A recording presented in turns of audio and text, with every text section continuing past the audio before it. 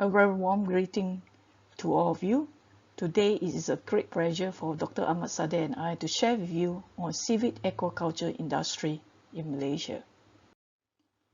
You know that aquaculture plays a very important role in providing sustainable food resources, especially in achieving the SDG 14.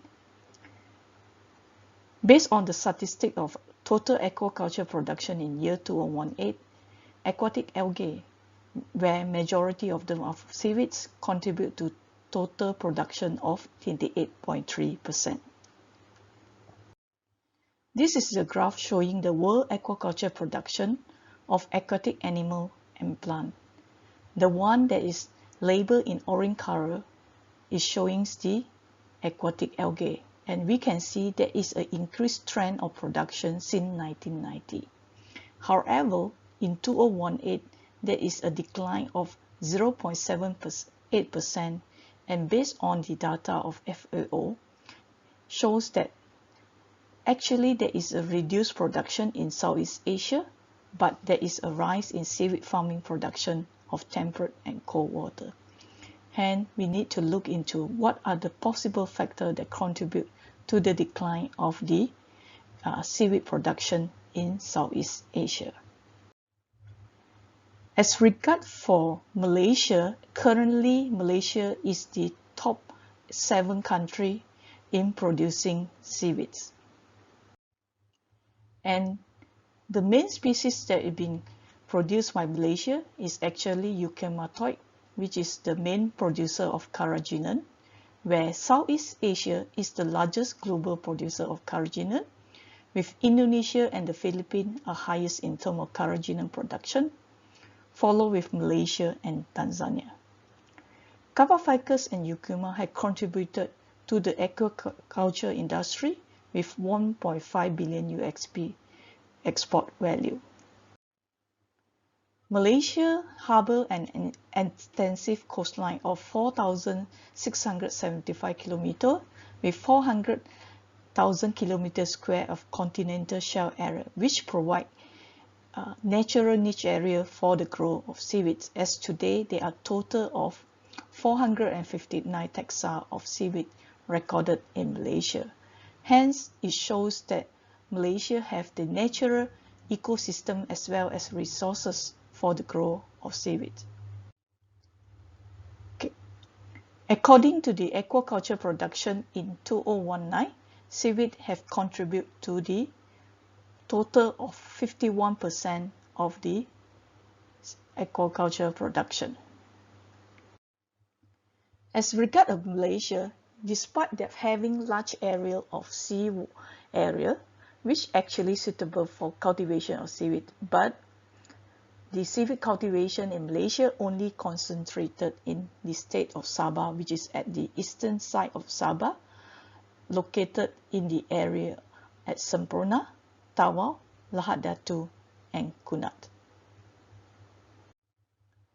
Now let us look into as regard about history account of seaweed aquaculture industry in Malaysia.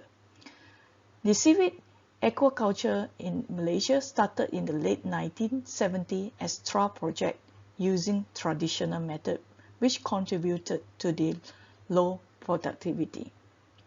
In 1980, the government took over the project and introduced it to the Fishermen Committee as alternative jobs to generate additional income. In 1990, government proposed seaweed as the new commodity for development and come up with several initiatives such as providing funds to support the facility and invited the private sector to participate. And seaweed planting have been introduced as poverty eradication program. In year 2000s, the establishment of seaweed industrial zone, in which under the National Agriculture Policy and considered as high impact project. The government listed seaweed as high value product from aquaculture subsector, which contribute to balance of trade for the country. In year 2010, the seaweed commercial project approach was established under the new innovation technology environmental friendly under the government transformation program, in which in this program mainly to strengthen the R&D, and government have allocated more fund for R&D program to research institute and university. And actually, under this program, there is contribute greatly to the expansion as well as increased production of seaweed. Okay, so this is showing you some of the government incentive. 20110 is under third National Agriculture Policy. 2012 is Seaweed Cluster Project. 2015 is third Sabah Agriculture Policy, and 2016 is under 11 Malaysia Plan.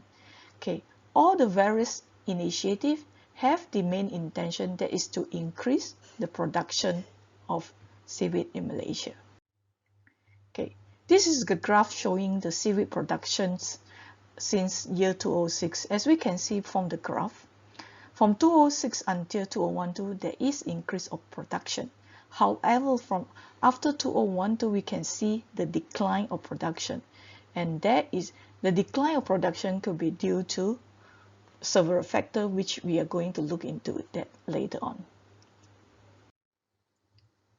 In order to combat the decline of the production, the government have introduced additional strategy plan for year 2020 until 2022, in which the cultivations of the seaweed divided into three main categories, in which nuclear project concentrated on individual family, cluster project is a community of a location, while mini estate project is concentrated in private sector.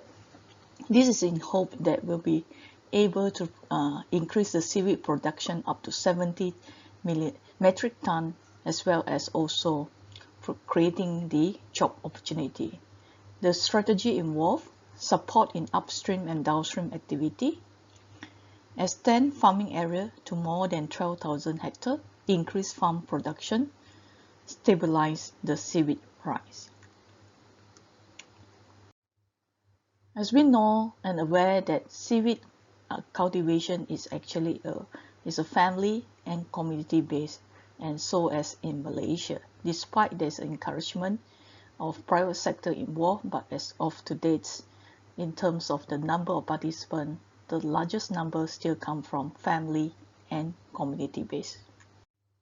Okay, as regard with cultivation method, there's only one method that Malaysia is using, which is long line method, and the government is also trying to encourage that the cultivation method is based on environmental friendly, which is they hope to change the farmer from depending and using the recycled plastic bottle as floater to using much more environmental friendly floater. The Department of Fisheries Malaysia has also come out with the Good Aquaculture Practice Manual in hope to increase the seaweed production. Okay, as regards about the species of euchematode that is cultivated in Malaysia, in general, we share quite similar species with Indonesia as well as Philippines, in which the main species that is cultivated in Malaysia comprise of three species of Kappa ficus, which is Kappa ficus ourisia, Kappa ficus malaysianus, Kappa ficus striatus. As for euchema, we only have one species, which is Euchema denticulatum. Now let us look into with regards about the genetic diversity of Kappa ficus and Euchema in Malaysia.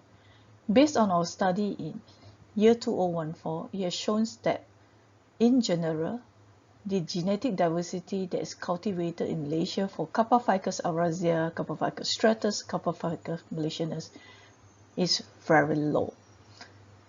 With the low genetic diversity, it is not healthy for the aquaculture industry. Should any disease outbreak will take place, it can easily affect or wipe out the seaweed aquaculture industry. The same as regard about genetic diversity of Euchema, in which only 2 haplotypes were found cultivated in Malaysia. Farmers normally build the houses and drying platform close to the farm so that it will provide convenient when after harvesting the seaweed, they can directly bring to the house as well as drying platform to dry the seaweeds. The seaweed normally will be dried by spreading horizontally at the drying platform, and in order to increase the volume to dry the seaweed, some will hang them vertically, as well as some farmers will build rack to place the seaweed for drying. The government also built some infrastructure to support the seaweed farmer, in which these are some examples of the drying platforms that is built for the seaweed cluster project. At the same time, through R&D, the government had tested new approaches for cultivation, harvesting, as well as for drying, in which this is showing that the cages approach and some of the example for harvesting seaweeds. And then as regard about tying seaweeds, new technique being introduced in order to speed up the tying process, as well as for drying method using solar and wind turbine. Despite of all the different various technology, however, that it is found not suitable to be used by the local farmer. Okay. After drying the seaweeds, the farmer will be taking boat to the town of Sempurna, and from there they will be selling to the carrageenan factory or middle person. For the dry seaweeds, they can be sold to the factory to be processed as semi-refined carrageenan or refined carrageen. In Malaysia, in total, we have 3 seaweed processing plants. Omijel was the first seaweed processing factory, but it have stopped the operation. As to date, there are still 2 factories that is existing, which is Lucky Frontier that produce semi-refined carrageenan as well refined carrageenan, and Takara is producing semi-refined carrageenan. However, based on my recent interview with the owner, that these 2 factory has stopped production. This is due to the reasons that the raw seaweeds that they acquire, the price is much higher and not profitable should they process into carrageenan or semi-refined carrageenan. This is mainly due to the competition in acquiring the dry seaweed from the middle person, in which the middle person, which was directly sell to overseas market, are giving much higher prices in comparison to the local factory. So beside processing into semi-refined carrageenan and refined carrageenan, as well as also export to the overseas as dry seaweeds, the seaweed harvested will also use for food and drink. They also sell as fresh salad in the local market, and also to produce snack as well as drink. In addition to them, some are used to process as cosmetic and toiletry. However, the market portion for food, drink, as well as cosmetic and toiletry contribute to only a very small percentage. So, in order to sustain the seaweed industry in Malaysia, there's a need to have new innovation. For example, this newly established company in Malaysia is Rodomac, which the company are focusing in producing seaweed-based bioplastic to be used, for example, to be used as wrapper for sushi, as well as grow fertilizer and trace element extract. Okay, as you know that all of us are hit by the global pandemic of COVID-19. Okay, so the same things for Malaysia, that during the pandemic of COVID-19, okay, what are the some challenges? Okay, because of the increasing number of pandemic of COVID-19 in Malaysia, the government have imposed several lockdown. Okay, the main challenges facing by the local farmer is when initial stage of the lockdown. Okay, the DOF have found that there is a decline in terms of production for 1 month, because during the initial 1 month the government disallowed the farmer from going to the sea. However, subsequently when this is released, the production returned to normal. But however, we noted that there's increase of price from 2.5 ringgit to increase to 3.5 ringgit per kilo of dry seaweed during the pandemic. So probably this is due to the high demand with low supply that caused the increase of the price. Based on our recent study as well as from various sources, it is found that the issue and challenges that are currently facing by seaweed industry in Malaysia are human capital, poor management, low or instability of price, climate change, healthy seedling, as well as security issue. Okay, so in order to overcome the various issues and challenges, there's a need of research to further understand and to help to provide a good management practice. Okay, so in Malaysia, we are blessed to be involved in the UKRI GCRF project, which is Global Seaweed Star Program, which is safeguarding the future of the seaweed industry in developing country. It is a 4-year multidisciplinary strategic program, which is primarily focused in 3 DAC list countries: Philippines, Malaysia, and Tanzania, in hope that we can use the UK specialist capacity to grow the research and innovation capacity of the DAC list country engaged in seaweed farming, in which this program focused on 4 areas, which is disease detection, farm management and regulation, which is on biosecurity, improvement of genetic resources and stock resilience, and social economic, in which we hope through this program, okay, we are able to secure a resilient food system, protection for environmental shock, and supporting sustainable livelihood through innovation. This program is ongoing, and we are going to conclude this project in December of this year. We hope that when this program is concluded, we will be able to share with you some of the findings that will assist to help the sustainability of the seaweed aquaculture industry in Malaysia. Okay, in order to sustain the seaweed aquaculture industry in Malaysia, some of the suggestions or way forward that we should look into is to have continuous supply of robust or versatile seed, which is fast growth rate, pest, disease, and climate change resistant with high genetic diversity. There is a need for biosecurity application in order to reduce the pest and disease manifestation. There's a need to increase the production, okay, as well as to have value-added product.